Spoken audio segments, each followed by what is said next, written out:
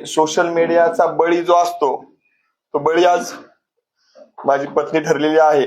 ते कसं तर त्याचे व्हिडिओज मी तुम्हाला देऊ शकतो. जे शब्द माझ्या पत्नीचे नाहीत ते शब्द तिच्या तोंडामध्ये घातले गेले.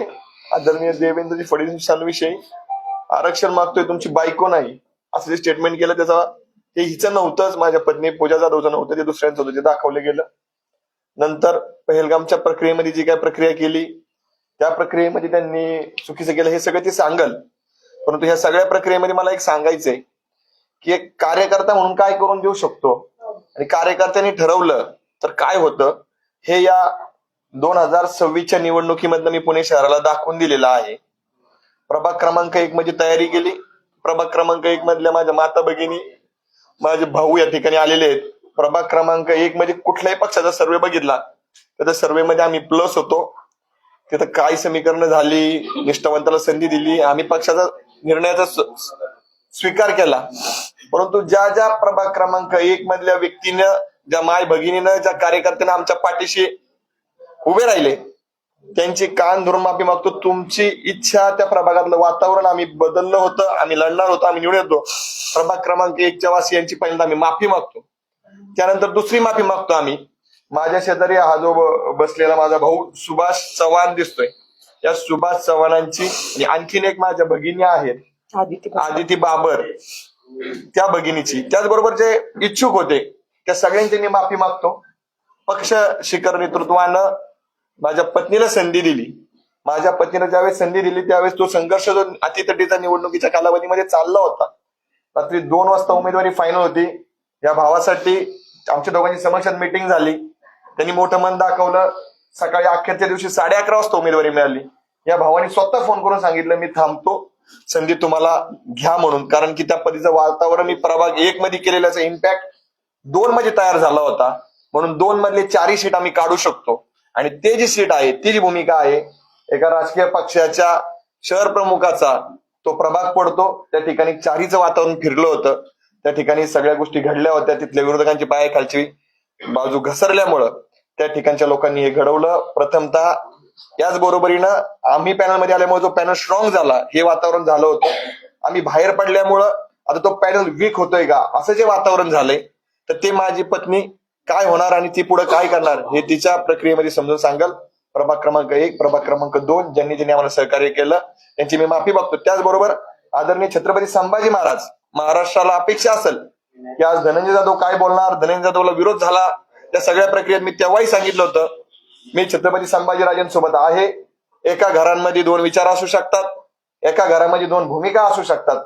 माझ्या पत्नीनं भारतीय जनता पार्टीची भूमिका स्वीकारली होती. मी छत्रपती संभाजी महाराजांसोबत होतो. मी आहे, राहील.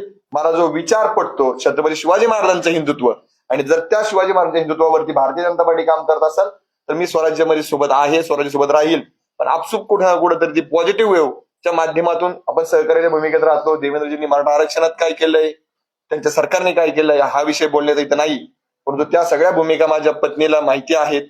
संभाजीराजेंनी मला या सगळ्या प्रक्रियेमध्ये जे काय मला त्रास दिला नाही किंवा मला जे काय सामावून घेतलं तिच्यासाठी मी पळत होतो त्यावेळेस त्यांच्यावर जो काही प्रेशर होता तो त्यांनी सहन केला, मला समजून घेतलं. त्याबद्दल मी त्यांचे आभार मानतो. मी तुमच्याशी प्रामाणिक आहे महाराज साहेब, तुमच्याशी प्रामाणिक राहील. सविस्तर सगळी भूमिका पुढे सांगतील. परंतु संघ प्रक्रियेमध्ये देखील आमच्याविषयी चुकीचे मेसेज गेले. त्या चुकीच्या मेसेज मध्ये आमच्या खऱ्या प्रतिक्रिया समाजासमोर येण्यामध्ये आमचे बंधू तुषारजी दामगुडे यांनी मोठी भूमिका, त्यांच्या अनेक सहकार्यांनी भूमिका पार पडली. त्याबद्दल मी त्यांचा देखील, आम्ही दोघं नवरा बायको आभार मानतो. तुम्ही खऱ्याच्या पाठीशी राहिलात, त्याचे पुरावे आपल्याकडे आहेत. ती पूजा तिच्या वक्तव्यामध्ये सांगल. थँक्यू सर्वांची, कार्यकर्त्यांची मी माफी मागतो. हा लढा असाच चालू राहील. तुम्ही जे ताईच्या पाठीमागे राहणार, जे ताईच्या राहतील, जे माझ्यासोबत आहेत ते माझ्यासोबत राहतील. ताई आजचा दिवस माझ्यासाठी खूप अवघड दिवस आहे. मला हे सगळं बोलत असताना माझा मागच्या 10-12 वर्षाचा संघर्ष आठवतोय. मी बीड जिल्ह्यातल्या गेवराई तालुक्यातल्या गोदाकाठच्या निरगाव या अत्यंत छोट्या गावामध्ये जन्मलेली मुलगी होते. माझ्या कुटुंबाला कुठली राजकीय पार्श्वभूमी नाही. माझे वडील साधे ग्रामपंचायतचे सदस्य सुद्धा नाही. पण मी जे शेतकऱ्यांसाठी काम करत होते त्याच्यामुळे मला वयाच्या 21व्या वर्षी पंचायत समिती सदस्य म्हणून त्या ठिकाणी निवडून दिलं गेलं. आणि मला शेतकऱ्यांच्या वेदना कळल्या, कारण की मी शेतकऱ्याच्या पोटची होते म्हणून. त्यानंतर मी शेतकऱ्यांसाठी अनेक आंदोलने केले. माझ्या वयामधल्या सगळ्याच मुली असतील ज्या वयामध्ये नटत फुटत असतात, त्या वयामध्ये मी हे सगळं बाजूला ठेवलं. सकाळी एकदा आयुष्यामध्ये आरशात पाहिलं की दुसऱ्या दिवशीपर्यंत मी आरशात सुद्धा पाहायचे नाही. पण शेतकऱ्यांसाठी मी माझं आयुष्य झोकून दिलं आणि ऐन तारुण्यामध्ये 5 गुन्हे माझ्यावर अंगावर दाखल झाले आणि खूप कमी वयामध्ये मला न्यायालयाची पायरी चढावी लागली. हे प्रत्येक कार्यकर्त्यांच्या आयुष्यात होत नाही. मी हे सगळं जगत असताना आणि संघर्ष करत असताना अनेक कार्यकर्ते पाहिलेत की ज्यांना मोठे होता येत नाही, पदापर्यंत जाता येत नाही, निवडणुकीच्या यंत्रणेमध्ये काम करता येत नाही. पण मी नेहमीच महिलांचा, शेतकऱ्यांचा, शेतमजुरांचा आवाज बुलंद करण्याचं काम केलं. माझ्या खूप कमी वयामध्ये मी पोलिसांच्या लाटाकाटा खाल्ल्या. अक्षरशः मी ज्यावेळेस माझ्यावर गुन्हे दाखल व्हायचे त्यावेळेस मी पोलीस स्टेशनला 5-5 तास 2-2 दिवस मी संडास बाथरूमच्या बाहेर झोपलेली आहे.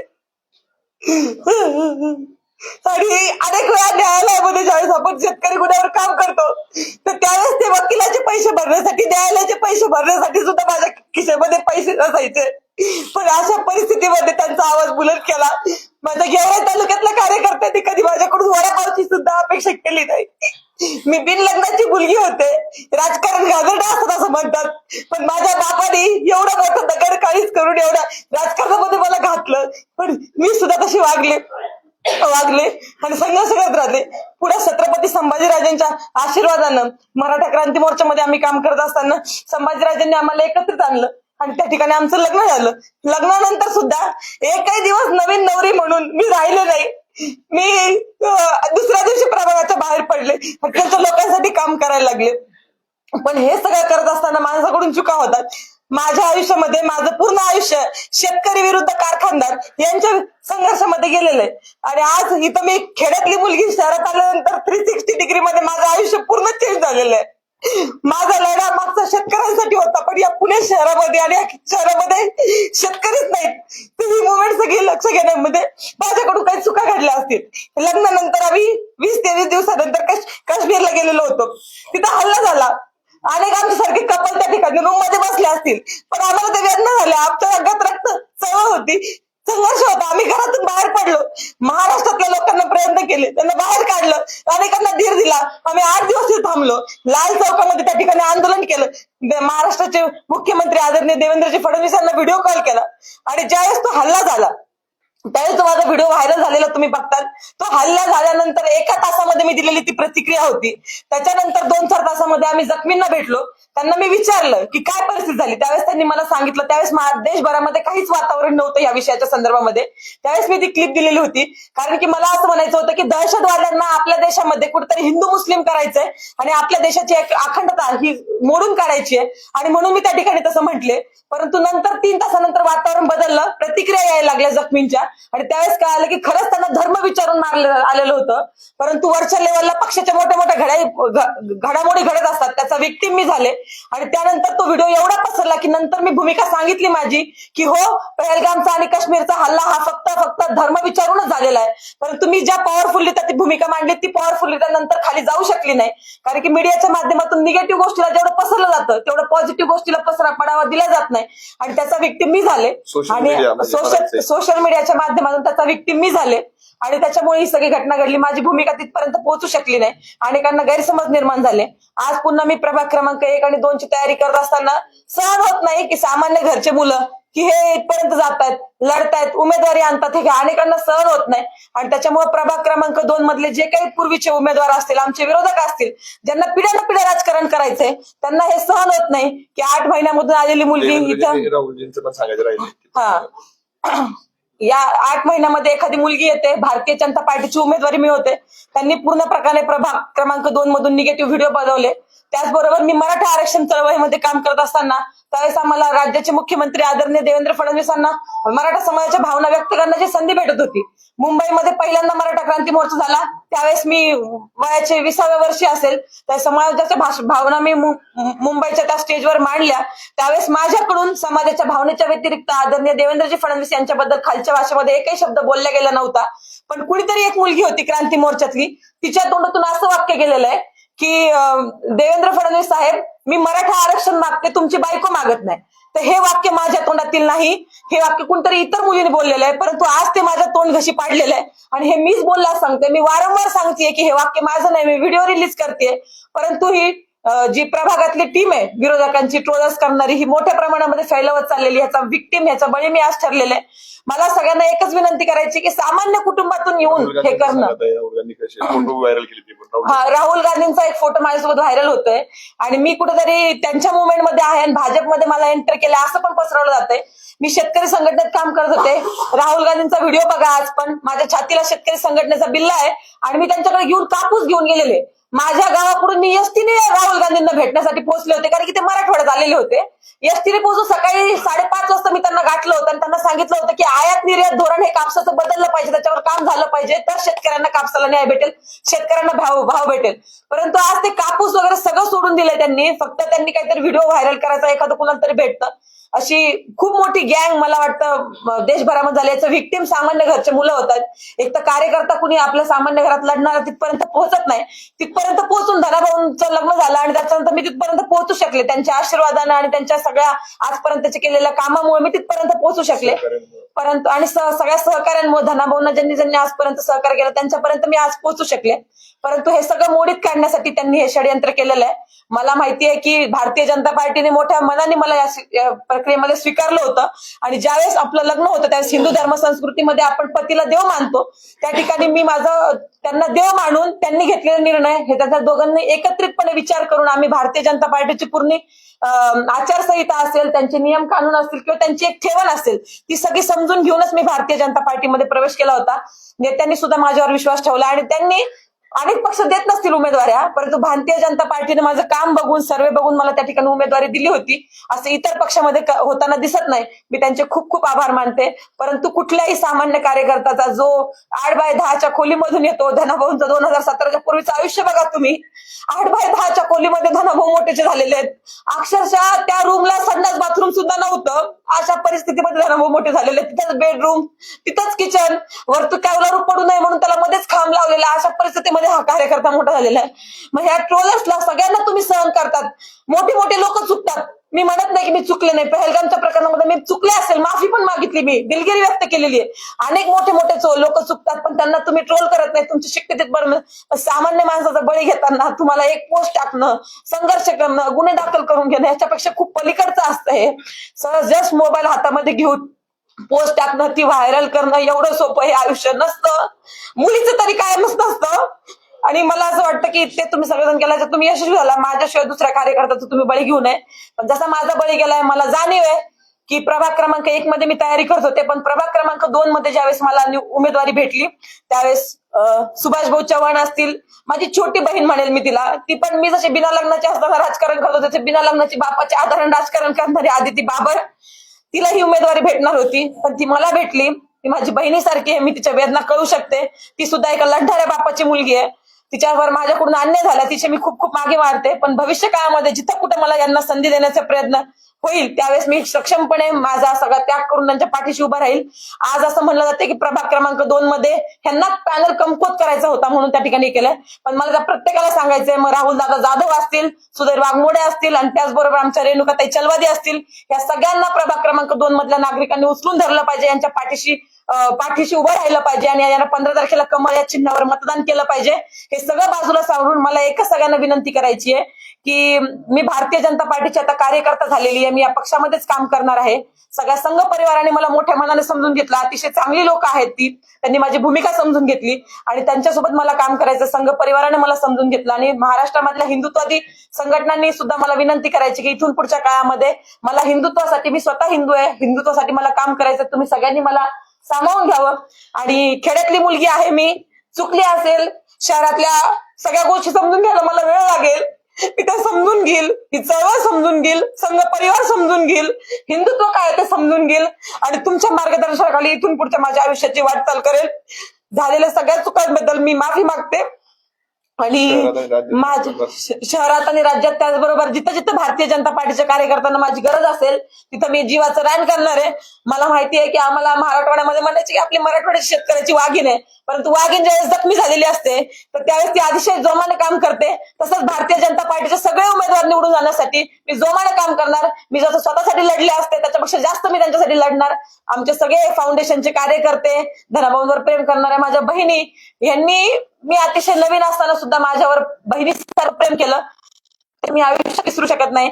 मीडिया बंधू माझ्या पाठीमागे आतापर्यंत आयुष्यात अनेक वेळा तुम्ही उभा राहिल्यात, त्याच्याबद्दल मी तुमचे चरण धरते, तुमचे आभार मानते. भविष्य काळामध्ये सुद्धा तुम्ही या पुण्याच्या शहरामध्ये, मोठ्या शहरामध्ये जे कधी पाहिलं नव्हतं आपण शहर, ह्याच्यामध्ये तुम्ही मला सामावून घ्याल त्याबद्दल खूप आभार मानते. धनाभाऊ, राजकीय आयुष्य आपल्या दोघांच आहे, पण माझ्यामुळं किंवा आपल्या एकत्रित येण्यामुळं तुमच्या राजकीय कारकिर्दीला काही झालं असेल किंवा होते त्याबद्दल मी तुमची बायको म्हणून तुमचे चरण धरून तुमचे खूप खूप आभार मानते. तुमचे लढणारे कधी रडत नाहीत आयुष्यात. मी तुला सांगितलंय रडायचं नाही, लढायचं. तर माझी माफी मागण्यापेक्षा पक्ष नेतृत्वाला तुझ्यामुळे जो काही त्रास झाला असेल त्यांची माफी मागणं उचित वाटतं. आणि तू त्यांच्यासाठी तुझा घेतलेला पुढचा लढा तुला. पण एक पती कसा असावा, म्हणजे अनेक वेळा राजकारणात महिला आहेत, पती पुढे राजकारण करतो, महिला मागे राहते. पण धनाभाऊ विषयी सांगायचंय मला की त्यांनी कधी पण स्वतः मागे राहिले. आणि तू आरक्षणावर महिलांचं लढती ना, तर तू समोर फ्रंट आली पाहिजे, जनतेसोबत काम केलं पाहिजे, त्यांच्या प्रश्नाला तू भिडली पाहिजे. आरक्षणातली बाहुली म्हणून त्यांनी माझा कधीच वापर केला नाही किंवा त्यांचा पुरुषार्थ कधी त्याच्यामध्ये आडवा आला नाही. त्यांचे चरण धरते मी. एकच राहिलाय फक्त एक मुद्दा, एकच राहिला एक मुद्दा. महाराष्ट्रभरातनं आमच्या प्रगतीवरती, आमच्या सामाजिक कामावरती अनेकांनी वेगळ्या प्रतिक्रियेनं गेले 6 महिने माझ्या प्रभाग क्रमांक 1 मधल्या राजकीय विरोधकांना याच पत्रकार संघाच्या प्रिमायसेस मध्ये कुरघोडी केली. या ठिकाणी त्यांनी चुकीच्या पद्धतीने माझ्याविषयी नरेटिव्ह पसरवला. त्या व्यक्तीपासून तर माझ्या सोबत आजवर मैत्री म्हणून केलेल्या माझ्या मित्रांनी अनेकांनी सहकार्य केलं. अनेक काही मित्र माझ्यापासून दुरावून राजकारणाच्या प्रतिष्ठेपायी त्यांनी वेगळी भूमिका घेतली.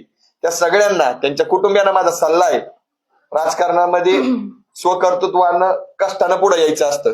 कोणाला तरी मिळालेलं हिरावून घेण्यासाठी, कोणाला तरी मिळतंय म्हणून त्यांना बदनाम करण्यासाठी, कोणाची सुपारी घेऊन किंवा गट्स नसताना राजकारणामध्ये पुढे येऊन कोणाला संपवण्याचा प्रयत्न करू नका. थोड्या वेळासाठी आज झोपताना तुम्ही आनंदी झोपाल, परंतु ईश्वर नियती जर असेल तरी तुम्हाला माफ करणार नाही.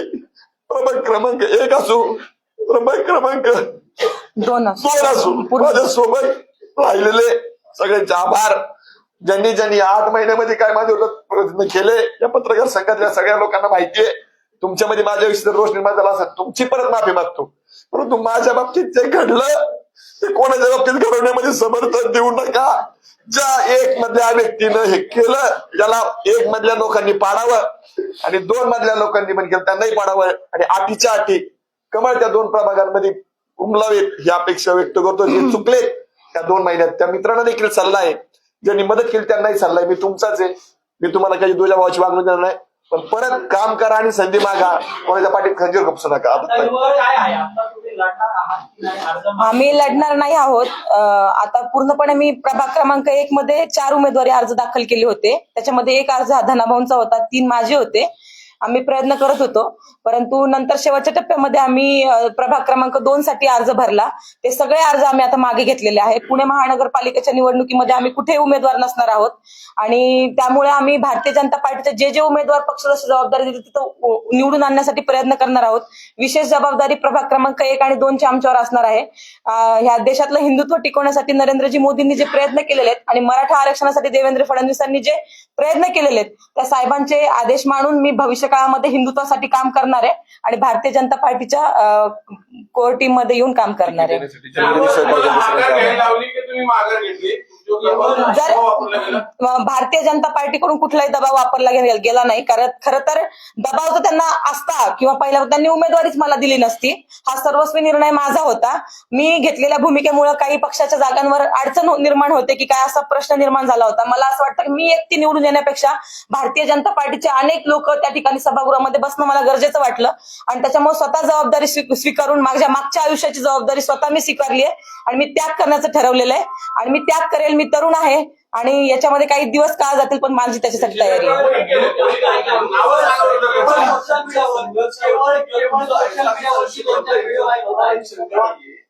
परत म्हटलं की तुम्ही सगळं ट्रोलर्स वरती टाकताय. आता तुमचा संघर्ष काय याच्यावरती कोणाला शंका नाही. विषय असा आहे की ज्या पक्षाने तुम्हाला आता माघार घ्यायला लावली त्या पक्षात गेले 15, 20, 25 वर्ष कार्यकर्ते काम करतायत. ज्यावेळी त्यांना तिकीट मिळत नाही आणि 1-1.5 वर्षापूर्वी पक्षामध्ये आलेल्या व्यक्ती तिकीट मिळतं त्याचा रोष दिसतो. हा मूळ मुद्दा आहे. नाही, खरं तर भारतीय जनता पार्टीने ही आपल्याला उमेदवारी दिली होती. त्याच्यानंतर सर्वस्वी निर्णय हा माझ्यावर होता की काय करायचं काय नाही. तो आम्ही कुटुंबाने एकत्रित बसून आणि मला वाटतं कुटुंबाने नाही घेतला, आम्ही दोघांनी तो निर्णय घेतला. त्याच्यामध्ये कुठल्याही प्रकारचा दबाव आमच्यावर नव्हता. भारतीय जनता पार्टीने लढण्यासाठी आणि तो पॅनल स्ट्रॉंग होण्यासाठीच आम्हाला उमेदवारी दिलेली होती. त्याच्यामुळे त्यांच्यावर कुठलाही रोष नाही, दबाव नाही. परंतु मी त्यांचे खूप आभार मानते की 41 जणांचे तिकीट चांगल्या लोकांचे त्या ठिकाणी कापले गेलेले आहेत. तरी पण भारतीय जनता पार्टीने आमच्या कामावर विश्वास ठेवला, आमच्या दोघांवर विश्वास ठेवला. त्यांचे आभार आहेत आणि ते आभार मी आयुष्यभर विसरू शकत नाही. त्यांचे खूप खूप आभार. सोशल मीडियावरती 2-4 व्हिडिओ व्हायरल होत आहेत किंवा एखादा रिलेटिव्ह सेट केला जातोय असं तुमचं म्हणणं आहे आणि त्यामुळे तुम्ही उमेदवारी मागे घेताय. कदाचित मतदानरूपी मतदारांनी वेगळा कौल दिला असता, सोशल मीडियावरच्या गोष्टी वेगळ्या असतील आणि मतदान करताना लोक विचार वेगळा करत असतील. इतकी घाईघाईनी उमेदवारी आता का मागे येऊ वाटला तुम्हाला? नाही, खरं तर हा जो निर्णय होता तो मला का घ्यावा वाटला, कारण की प्रभाग क्रमांक 2 मध्ये तशी कंडिशन नव्हती. मी निवडून येणार होते, आमचे 4ही सीट निवडून येणार होते. प्रभाग क्रमांक 1 मध्ये सुद्धा तशी कंडिशन होती. परंतु आज आपण बघतोय की नरेंद्रजी मोदी जे निवडून आले देशामध्ये, त्याच्यामध्ये सोशल मीडियाचा मोठा प्रभाव होता. आजची तरुण पिढी ही सोशल मीडियावर खूप भाळलेली आहे आणि तिथं वातावरण असं निर्माण होत होतं की हिंदुत्वाला कुठेतरी डॅमेज करण्यासाठी यांना घेतलंय का, आणि ज्या एजेंड्यावर भारतीय जनता पार्टी लढते तोच एजेंडा जर आपण तिथं धक्का लावणार असेल, तो धक्का माझ्याकडून जर लागणार असेल तर असा डाग पक्षामध्ये प्रवेश करत असताना आणि वर्षाच्या पहिल्या दिवशी माझ्यावर नको होता मला आणि म्हणून मी हा निर्णय घेतलेला आहे. देवेंद्र फडणवीसांशी काही बोलणं झालं का तुमचं? कारण तुम्ही पक्षश्रेष्ठींनी कुठल्याही दबावांना नाही म्हणताय. अर्ज मागं घेणं खूप मोठा निर्णय आहे. मी 65 जणांना उमेदवारी दिली, त्यातला तुम्ही अर्ज मागे अतिशय घेतलाय. मी फडणवीसांशी काही बोलणं झालं किंवा वरिष्ठांशी काही बोलणं? शहरातल्या कुठल्या नेत्याशी बोलणं झालं? मी अतिशय मोठ्या मनानं सांगतो, जरी पक्षीय प्रक्रिया वेगळी असली तरी तुम्हाला सर्वांना सर्वश्रुत आहे. आमच्या विवाहाला देवेंद्रजी होते, आमच्या विवाहाला शरदचंद्रजी पवार होते, आमच्या विवाहाला विरोधी पक्षनेते दानवे साहेब होते आणि असंख्य मंत्री होते. हे सांगायचं कारण असं की माझे अनेक राजकीय नेते मंडळींसोबत चांगले संपर्क आहेत. हा निर्णय होत असताना ज्यावेळी ती मुवमेंट अतिशय मोठ्या प्रमाणात वाढली तेव्हा पक्ष नेतृत्वाला जर त्रास होत असेल, पक्ष डॅमेज होत असेल, तर या पुण्यनगरीचं चांगलं काम करणारं नेतृत्व म्हणजे आदरणीय मुरलीधर मोहोळ असतील, आमच्या वडगाव श्री विधानसभा मतदारसंघाचे जगदीशजी मोळीक असतील, त्याचबरोबर मंगेशदा गोळे आमच्या त्या भागात काम करतात ते आहेत, शहर नेतृत्व अध्यक्ष सगळी मंडळी आहेत आणि देवेंद्रजी आहेत. या सगळ्या लोकांना स्वयंप्रेरणेनं आम्ही सांगितलं की आज रोजी तशा पद्धतीचा मेसेज माझ्याकडे आहे. ताईचं म्हणणं आहे पार्टी फर्स्ट, आम्ही थांबतो. माझा मोबाईल आता माझ्याकडे नाही. पार्टी फर्स्ट ती म्हणतीये. देवेंद्रजी तुमच्या चेहऱ्याला आमच्यामुळे जर डाग लागत असेल, टॅग करणाऱ्या व्यक्तींना ते देवेंद्रजी आणि मुरलीधर मोहोळ या 2 लोकांनी निर्णय घेतला का म्हणून त्यांना टार्गेट केलं. परंतु आमचा निर्णय, जसं मला त्या दादांनी विचारलं की अनेकांच्या उमेदवारी कापल्या तुम्हाला काय मिळाली, सर्व्हेमध्ये आमचं नाव होतं. सर्व्हेनुसार आम्ही भारतीय जनता पार्टीचे विचार स्वीकारले होते. आम्ही त्या भागामध्ये केलेलं हिंदुत्वाचं काम, अनेक यज्ञ महायज्ञांपासून तर लोकविकासाची कामं, 5 कोटींचा विकास निधी, पुण्यातला एकमेव उमेदवार असेल किंवा महाराष्ट्रातला एकमेव उमेदवार असेल निवडणुकीच्या आधी 5 कोटींची विकास कामं या प्रभाग क्रमांक 1 ला मिळालेली आहेत. मित्रांनो, हे 5 कोटीची विकास कामं आणत असताना मला याच शासनाचं सहकार्य झालं होतं. त्यामुळे मी प्रभागामध्ये निवडून येण्याच्या क्रायटेरियामध्ये का आलो, ताई निवडून येण्याच्या क्रायटेरियामध्ये का आली, विकास कामं केली म्हणून, आणि ते शासनाचं बजेट होतं. एवढी मदत जर शासन आम्हाला निवडून येण्याच्या क्रायटेरियामध्ये येण्यासाठी करताय तर आम्ही स्वयंस्फूर्तीने त्यांना संपर्क केला. आम्ही त्यांना सांगितलं. आजही त्यांनी तुझ्या चुकीच्या व्हिडिओ व्हायरल करतात, येत चुकीचं घडतंय हे मला माहितीये, तुम्ही निर्णय घ्याल तो आम्हाला मान्य असेल असं पक्ष नेतृत्वाने सांगितलं. पण स्वतः मी एक पत्नी कशी असावी, दुसऱ्यांवर अन्याय होऊ नये म्हणून माघार काय घ्यावी हे या वाघिणीने दाखवलंय. मी माझ्या वतीनं माझ्या मित्रांच्या वतीने तिचा आभार व्यक्त करतो आणि आम्हाला कोणी दबाव मुद्दा टाकणार असा आहे पूजा आणि धनंजय, तुम्ही एकटे नाहीत, परस्पर विरोधी भूमिकेतनं दुसऱ्या पक्षात येणं. यापूर्वी अनेक लोकांनी वेगळी राजकीय भूमिका असतानाही भाजपमध्ये आल्यानंतर त्यांचं पुनर्वसन व्यवस्थित झाले. तुम्हाला दोघांनाच का टार्गेट केलेलं आहे, याच्यामध्ये कोण आहे तुम्ही नावं धरून सांगा. किंवा भाजपच्या अंतर्गत आणि अन्नाचा बळी झाले, त्यांना काय टार्गेट केलं? मी स्पष्ट सांगतो. मी आता काल मी तक्रार केली, उत्तर देतो तुमचं. मी काल तक्रार केलेली आहे. मला प्रश्न कळाला. मी काल तक्रार केलेली आहे. पूर्णपणे प्रभाग क्रमांक 2 मध्ये fake narrative, fake media agency लावलेल्या आहेत. त्या एजन्सी कोणाच्या आहेत याचे पुरावे माझ्याकडे आहेत. शिवसेना 02 म्हणजे काय तर शिवसेना प्रभाग क्रमांक 2 आणि त्या ठिकाणी कार्यकर्ता शिवसेनेचा तो टाकणारा नाहीच आहे.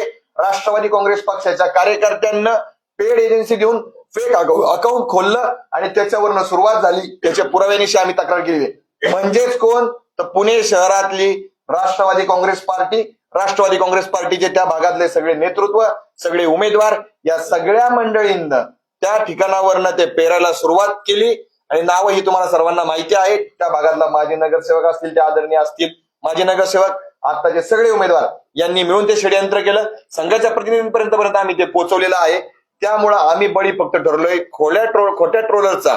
परंतु कोणते ट्रोलर्स तर प्रभाग क्रमांक 2चे. आणि त्यानंतर जसं पूजानी सांगितलं की तिची भूमिका पहिली गेली, दुसरी गेली नाही. आज अनेक मोठ्या मोठ्या मीडिया प्लॅटफॉर्मवरती आमच्याविषयी पहिल्या टप्प्यात निगेटिव्ह आलं, पण जेव्हा आमचे खुलाशाचे व्हिडिओ त्यांच्याकडे गेले त्या सर्व मीडिया पेजेसचे मी आभार मानतो. तरी नंतर आमची सकारात्मक भूमिका घेतली, पण आमच्याविषयी सकारात्मक वातावरण झाल्यानंतर सुद्धा आम्ही थांबायचा निर्णय घेतला. तो म्हणजे एका चेहऱ्यामुळं, एका नगरसेवक पदासाठी भारतीय जनता पार्टी सारख्या पक्षाला जर आमच्यामुळे वेदना होणार असतील, देवेंद्रजींना वेदना होणार असतील, मुरलीधर मोहोळांना वेदना होणार असतील, या सगळ्या गोष्टी झाल्यानंतर आज देखील ते आमच्या सोबत राहिले होते. आम्ही स्वयंस्फूर्तीने निर्णय घेतलाय आणि तसा SMS माझ्या मोबाईलमध्ये आहे. मी तुम्हाला ते दाखवू शकतो, पण त्या खासगी गोष्टी आहेत आमच्या, त्यामुळे तुम्ही तेवढ्या गोष्टी ओपन करा असं विनंती करू नये. त्यामुळं तुम्हाला आणखीन काय विचारायचं विचारा. फक्त 2 अजित पवार राष्ट्रवादी. आम्ही खरं तर तुमच्या भावनेचा आदर करतो, पण तुम्ही असं म्हणतात की प्रस्थापित जे नेते आहेत त्यांचा मी बळी ठरलो. दुसरी गोष्ट म्हणजे आताच तुम्ही 8 महिन्यापूर्वी भाजपामध्ये प्रवेश केला पूजाताईंनी. निवडणूक होण्याच्या पूर्वीच तुम्ही खरं तर 5000 किलो मटण वाटलेलं होतं. त्या मटणाच्या जी पोस्टर लिहिलं त्या पोस्टरवर एकीकडे मुरलीधर मोहोळचा फोटो होता, त्यामुळे दुसरीकडे तुमचा फोटो होता. म्हणजे तुमच्या घरामध्ये 2 मतप्रवाह आहेत. आता तुम्ही म्हणतायत की मी स्वराज्य संघटनेसोबत आहे. नक्की तुम्ही स्वराज्य संघटनेसोबत आहात? मला अपेक्षित होता हा प्रश्न येणं, आणि हे जे राजकारण तेव्हा पण घडलं ते याच गोष्टीमुळे घडलं. तुम्हाला सर्वांना माहिती असेल, आमच्या भागातले त्याचबरोबर पुणे शहराचे राष्ट्रवादी काँग्रेसचे शहर प्रमुख सुनील टिंगरे यांचा आखाड मेळावा हा अनेक वर्षांपासून पुणे शहरामध्ये चर्चेत असतो. लाखो रुपयांचा खर्च त्या आखाड मेळाव्याला होतो आणि आखाड मेळाव्याला खर्च होत असताना माझी तेवढी कॅपॅसिटी नाही, पण स्पर्धा माझी त्या प्रभागामध्ये आहे. लाखो रुपये ते खर्च करू शकतात. त्या ठिकाणी चेहरे पाहून इन्व्हिटेशन दिलं जातं. त्यावेळेस मुंबईत मी असं म्हणू शकत नाही, पण अनेक चॅनलने माझी व्हिडिओ केली होती, त्यात मी स्पष्ट मांडलं होतं एका ठिकाणी लाखो करोड रुपये खर्च करून जर मेळावे होऊ शकतात, मटणावळी धाडल्या जाऊ शकतात, तर माझ्यासारखा छोटा कार्यकर्ता काय करू शकतो. झोपडपट्टीतलं ज्यांना मटण मिळत नाही, चिकन मिळत नाही, त्यांना मी वाटलं. हो, त्या दिवशी माझी एक चूक झाली. पालखी मार्ग परतीचा ती पालखी सोहळा येणार होता, ती चूक झाली. त्याच्याविषयी मी दिलगिरी टाकली, परंतु मी चिकन का वाटलं थांबवलं त्या दिवशी. थांबवलं आम्ही. चिकन का वाटलं त्याचं कारण म्हणजे त्या प्रभागामध्ये जी संस्कृती मटण वाटपाची, त्याचबरोबर त्या आखाड्याची जी राबवलेली आहे, त्या लोकांच्या सोबत माझी राजकारणातली स्पर्धा होती, म्हणजे पूजेची स्पर्धा होती. त्यामुळे तो उपक्रम घ्यावा लागला. त्याबद्दल देखील मी नंतर पोस्ट टाकून दिलगिरी व्यक्त केली. हे सगळं मूळ कारण जे जातंय, मला चिकन का वाटावं लागलं तर हे मटणावळी घालतात म्हणून मला चिकन वाटावं लागलं. आणि त्यावेळी देखील मला वेगळ्या परीने ट्रोल केला गेला. परंतु अनेक मीडिया बांधवांनी माझ्या बाबतीमध्ये तिथं येऊन ज्यावेळेस सर्वेक्षण केलं त्यावेळेस माझी भूमिका खरी वाटली, पण लोकांनी मला ट्रोल केलं, पण ज्यांना खरं माहिती त्यांनी ट्रोल केलं नाही. हा सगळा बळी प्रभाग क्रमांक 2, प्रभाग क्रमांक 1 त्या ठिकाणच्या मंडळींकडनं घडलेला आहे. एक मधली मंडळी म्हणजे कोण तर त्या ठिकाणचा राष्ट्रवादीचे आत्ताचे नगरसेवक जे माझ्या विरोधात याच पत्रकार संघामध्ये एका व्यक्तीला येऊन याच पत्रकार संघाचं भाडं म्हणजे जे बिल असतं ते भरलेलं त्या व्यक्तीने, त्या खिशातल्या पैशाने त्या एका व्यक्तीने याचं बिल भरलं. तो व्यक्ती, त्याचबरोबर 2 नंबर प्रभागातले सगळी मंडळी ही सगळी आहेत. या पत्रकार बांधवांना देखील ते माहिती आहे की माझ्या विरोधामध्ये या कुरघोड्या केल्या. त्यामुळे हे सगळं घुमून फिरून तिथं येतं आणि याचं एकच प्रायश्चित्त माझ्या माध्यमातून मी फेडू शकतो. 2 नंबरच्या नागरिकांना मी सांगतो की त्या ठिकाणी वारंवार 30 लोक नगरसेवक होणार, त्याच लोकांचे भाऊबंद नगरसेवकामध्ये येणार. आज तुम्ही आमच्यावरचा अन्याय सांगताय, तुम्ही त्या ठिकाणी पहा ना, त्या 2 नंबर प्रभागामध्ये राष्ट्रवादी काँग्रेस पार्टीकडं इतर उमेदवार नव्हते का त्यांनी त्यांच्या भावांना, चुलत भावांना उमेदवारी दिल्या? याचं उत्तर तुम्ही असं आहे, तुम्ही दोघं एकमेव नेते नाहीत की जे विरोधी विचारसरणीतून भाजपमध्ये आलं. तुम्हालाच का आणि तुम्ही सांगता आता राष्ट्रवादीने सगळं केलं, पण भाजपने तुम्हाला एवढ्या गोष्टीत का नाही सहकार्य केलं की सर आमच्या मुळामध्ये आमचा भाजपने वादावादात तुमचं काय राजकीय नाही भाजपने सांभाळून घेण्याचा प्रयत्न केला सर, पण तू जे घराणे राजकारणामध्ये पिढ्याने पिढ्या आहेत त्यांच्यावर कसल्याही प्रकारचे आरोप झाल्यानंतर त्यांचं वैयक्तिक त्यांना मन नसतं, त्यातून ते तरुण नेतात. आम्हाला हे शिकणं घरातून कुटुंबातून नसल्यामुळे आम्ही ते शिकू शकत नाही. शेवटी आम्ही राजकारण करताना एकीकडे मन राखतो आणि ते मनातून राजकारण करतो. आम्ही फर्स्ट प्रायोरिटी आमच्या भावनेला असते आणि नंतर राजकारणाला असते, आणि ह्या दोघी एकत्रित करून राजकारण होऊ शकत नाही हे प्रस्थापितांना कळतं, ते आमच्यासारख्या सर्वसामान्यांना कळत नाही. आणि त्याच्यामुळे आम्ही हा निर्णय घेतला की आपल्यामुळे जर कुणाला तोटा होत असेल तर आपण एकदा थांबलेलं बरं आहे, परंतु कुणाला त्रास होता कामा नये ही भूमिका आम्ही घेतलेली आहे, पक्षाची नाहीये. तुमच्याकडे दुसरी गोष्ट म्हणजे तुम्ही असं म्हणताय की देवेंद्र फडणवीस बाबतीत जे वक्तव्य केलं ते माझं नाही, ते वक्तव्य तुमच्या तोंडामध्ये घातलंय. जी बोलणारी मुलगी होती मग ती कोण होती? माझ्याकडे आहे ती, माझ्याकडे आहे माझा मोबाईल जर असेल तर. मला आज ज्यावेळेस माझ्याविषयी असं झालं ना तर त्यावेळेस मला एका जणांनी व्हॉट्सअपला टाकलंय की ताई खरं आहे तुमचं की ती मुलगी तुम्ही नाही आहात, तर ती परळी तालुक्यातली, बीड जिल्ह्यातल्या परळी तालुक्यातली समथिंग साळुंके नावाची काहीतरी मुलगी आहे. माझा मोबाईल असेल तर साळुंके नावाची काहीतरी ती मुलगी आहे आणि त्या मुलीने ते सगळं केलेलं आहे. परंतु नंतर काय झालं, मराठा आरक्षणामध्ये मुली नंतर संसारात लागल्या, कारण की आम्ही सगळे त्यावेळेस अनमॅरिड होतो. नंतर मुली संसारामध्ये लागल्या, परंतु माझी मुवमेंट चळवळीची मी चालू ठेवली, त्याच्यामुळे त्या कालांतरानं महिला मागे पडल्या, परंतु माझा चेहरा नेहमी नेहमी समोर येत राहिला आणि त्याच्यामुळे ती मुलगी मीच आहे की काय असं भासवलं गेलं, ते माझ्या तोंडी घातलं गेलं, असा तो विषय. पण मी असं बोललेली नाही. भूमिकेबद्दल आक्षेपच नाही, तुम्ही संघर्षशील आहात, शेतकरी संघटनेत आलात, ती तुमची भूमिका योग्यच होती. आजही तुम्ही त्याच्यावर ठाम असणं अपेक्षित आहे. विपक्ष बदलला, भूमिका बदलली, सगळं ठीक आहे. मग भाजपने या सगळ्या गोष्टी, तुम्ही म्हणता खोटा आहे ते व्हिडिओ, भाजपने या गोष्टी काय सांभाळून घेतल्या किंवा तुम्हाला समजून बाबा माहिती आहे सगळं, मग तुमचा बळी का दिला जातोय सगळ्या राजकारण? आम्ही ती संधी दिली नाही त्यांना, आम्ही निर्णय घेतला, आमच्या कार्यकर्त्यांना संधी दिली नाही, आम्ही आमच्या नेतृत्वाला संधी दिली, आम्ही निर्णय घेऊन टाकला की आम्ही आता या ठिकाणी थांबतोय. त्यामुळं तिथपर्यंत असं काही आहे का तुमचा प्रवेश जगदीश मुलीचा दूर झाला म्हणून इथल्या पुणे शहरात हे सगळं अंतर्गत राजकारण घडून नाही, मी स्पष्ट सांगतो या राजकारणात जगदीश मुलीच्या अंतर्गत भांडण आम्ही एक असे उमेदवार असो, मला असं वाटतं या पुणे शहरामध्ये सर्वांनी ह्या उमेदवाराला उमेदवारी द्या, 1 मध्ये कापली तरी 2 मध्ये द्या. सगळी नावं जर काढली तर सगळी जण फक्त या पुणे शहरात एकमेव व्यक्तीच्या पाठीशी उभी राहिली असतील, ती म्हणजे पूजा मोरे. त्यामुळे संघर्षामध्ये अनेकांचे बळी गेले असतील, पण संघर्षामध्ये वाचणारी फक्त पूजा मोरे आहे, तिला उमेदवारी मिळाली. जगदीश मुळीक असू द्यात, मान्य मुरलीधर अण्णा असू द्यात किंवा त्या भागातली सगळे नेते मंडळी हे आमच्या सोबत होते, राहिलेत. माननीय मुख्यमंत्री साहेब, आम्ही फक्त आरक्षणात प्रश्न आहे, नाही तुमची बायको म्हणून. हा व्हिडिओ मी दाखवते, मान्य करतो ना आम्ही. त्या अगोदरच्या टप्प्यात गेली त्याच लोकांनी आता आमचं समर्थन टाकलंय. हे बघा, हे ऐका,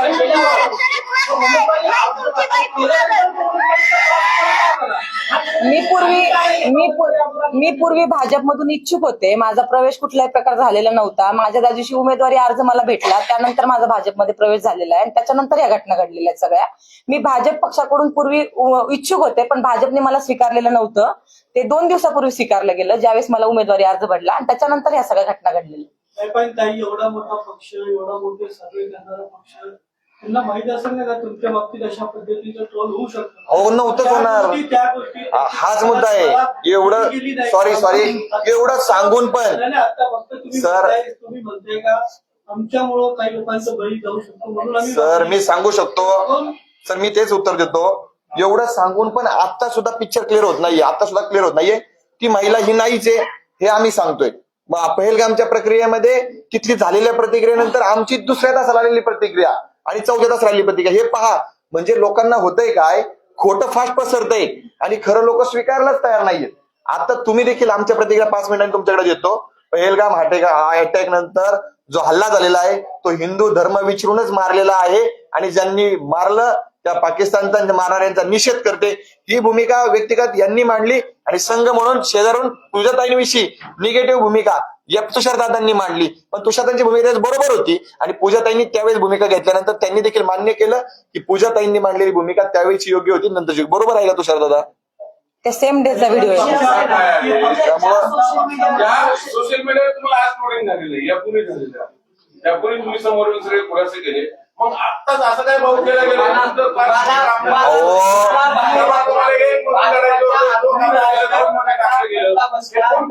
सगळं झालं असं सिद्ध होतंय का? मी तेच सांगतो, माझं अनेक मोठ्या सोशल मीडिया किंवा थिंक टँक मध्ये काम करणाऱ्या लोकांसोबत बोलणं झालं. ते म्हणले की तुमची ज्यावेळेस पहिली प्रतिक्रिया आली ते पाहून आम्हाला संताप वाटला, आम्ही व्यक्त झालो. मग त्यांना ज्यावेळेस आमची दुसरी प्रतिक्रिया गेली कमेंट मध्ये, त्यावेळेस ते म्हणले आम्ही चिंतन केलं, हे चुकीचं वाटलं म्हणून आमची भूमिका बदलतो. पण त्या कालावधीमध्ये एवढा वेळ गेला होता, नॅशनल लेवलला ट्विटरवर चालू झालं होतं, काँग्रेस हे सगळे याच्यामध्ये इन्व्हॉल्व्ह झाले, बाकीचे लोक इन्व्हॉल्व्ह झाले. सुरुवात प्रभाग 2 मधनं झाली, पण ते हिंदी मीडिया असू द्यात, हिंदी प्लॅटफॉर्म असू द्यात, ट्विटर असू द्यात, त्यामध्ये ट्रेंडिंगला चाललं आणि ते थांबवणं इतक्या सोपं नाहीये, म्हणून आम्हाला थांबावं लागलं. हे स्पष्ट पद्धतीने राष्ट्रवादीवर आरोप करताय, तुम्ही ज्या राष्ट्रवादीवर आरोप करताय, तुम्ही अजित पवारांनाही भेटले, तुझे भेटत नव्हते. हा मग का कोणी ऐका ना, या तुम्ही आता म्हणता हिंदुत्वाची भूमिका घेतली, आम्ही सोबत राहणार. जर तुम्हाला तुम्ही नेमकं विचारायचे. माझ्यासोबत त्यावेळेस एक व्यक्ती होते, आम्हाला जर उमेदवारी मिळत नाहीये तर त्या व्यक्तीला उमेदवारी मिळावी, अशा प्रक्रियेच्या त्या ठिकाणावरती आम्ही गेलो होतो. त्या व्यक्तीलाही मी तुम्हाला भेटून देईल. ते व्यक्ती त्या ठिकाणी सतीश मस्के तेच सांगतो, सतीशजी मस्के तेच सांगतो, बालाजी दादा सतीश मस्के त्या भागातले जे आहेत ते देखील त्या प्रभागामध्ये इच्छुक होते. आम्हाला ज्या व्यक्तीनं आमचं तिकीट कापलं राष्ट्रवादी काँग्रेसच्या, त्या व्यक्तीला उमेदवारी मिळू नये आणि सतीश मस्के हे त्या भागातला प्रामाणिक कार्यकर्ता आहे राष्ट्रवादी काँग्रेसचा, त्यांना संधी मिळावी अशा पद्धतीची भूमिका मी घेऊन गेलो होतो. ते मी नाकारत आहे. ते का गेलो होतो तर मला जास्त बोलायला लावू नका. याच पत्रकार संघातनं काही पत्रकारांनी माझा खुलासा न घेता माझ्या विरोधामध्ये बातम्या लावल्या होत्या आणि त्याचा आतापर्यंत प्रायश्चित्त आलेलं आहे. सतीश मस्केंसोबत तुम्ही बोलू शकता. खुलासा द्यायचा लगेच द्यायचा, तुम्ही म्हणता 15